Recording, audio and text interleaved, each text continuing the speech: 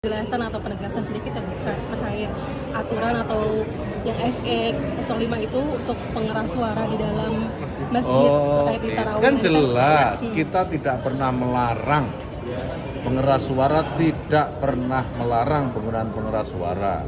Kita cuma menyarankan dengan aturan-aturan supaya dalam waktu-waktu tertentu hanya menggunakan speaker dalam, tidak menggunakan speaker luar.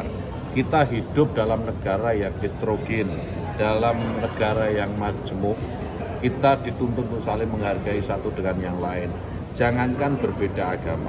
Dalam satu agama pun bisa jadi suara speaker yang terlalu keras, jangan dipelintir ya. Suara speaker yang terlalu keras itu bisa mengganggu yang lain.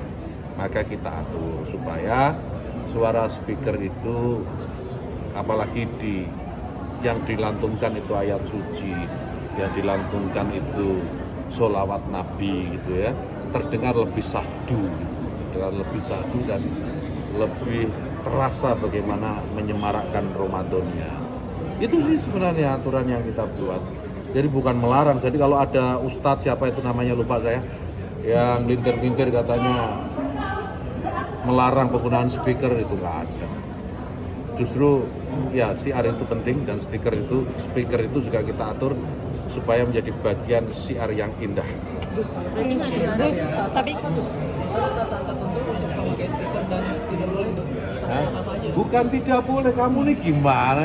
Speaker silakan dipakai, bukan tidak membolehkan memakai speaker, gimana? Gus, satu lagi. Ini kan kalau misalkan Gus Miftah kan bilang ada menyarankan gitu, kalau misalkan biar nuansa Ramadannya itu nggak berkurang, bisa jadi kalau misalkan pengurangan yang di speaker masjid yang itu tuh di setelah jam 10 atau ini tuh itu kalau misalkan Gus gimana melihatnya? Maksudnya di speaker dalamnya itu nanti aja setelah jam 10 malam gitu, biar nuansa Ramadan tuh masih tetap terasa. Itu pendapat ya? Gus Miftah. Iya, nggak apa-apa, orang punya pendapat. Terus kalau misalkan dibilang Download Tribun X sekarang, menghadirkan lokal menjadi Indonesia.